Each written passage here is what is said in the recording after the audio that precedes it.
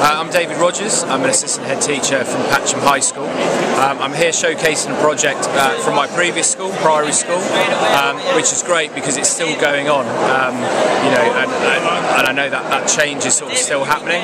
And in a nutshell, my project is all about students solving real-world problems. So they created a mobile device policy that mobile devices were banned before, and then they were allowed.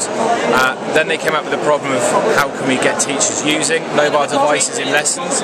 So they planned lessons with teachers, and they delivered lessons with teachers. And then a load of stuff span off from that, really. So we had Olympic geocaching and a project linked to the London Olympics. We've had students blogging, and in fact just last weekend students from that school were in the woods on a geography field trip, and they were blogging about their experiences and sharing that with the world. And it was really a great project, really, because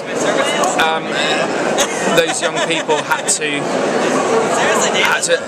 sort of encounter lots of issues, and so they had to convince governors, they had to convince the head teacher, they had to convince the other students and teachers that what they were doing was the right thing. And then we did loads of other stuff, basically termed, I suppose, guerrilla geography, and that included making a chalk map and graffitiing the school with what they were using mobile devices for, but we didn't tell anyone about that, and that kind of really sent shockwaves through the school, because there were loads of complaints about this chalk graffiti, but of course at the time they were using their own mobile devices, which were banned in schools, to actually capture that learning and share that learning. So we had to conclude that chalk was more dangerous really than mobile devices.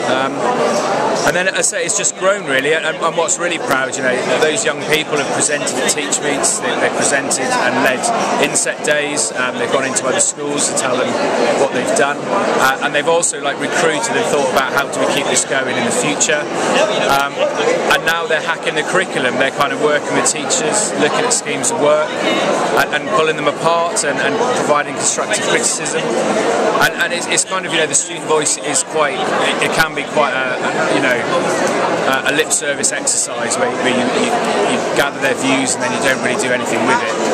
And actually this is more about, they've made that change and then they've been in the school for 3 years enjoying that change and benefiting from it. So it really prepares them, I think, for the future. And the really good thing is that we chose the kids that got involved, had behavioural issues, and one was actually on Super Nanny, during the project, and it's really turned them around and given them something to do. So thank you.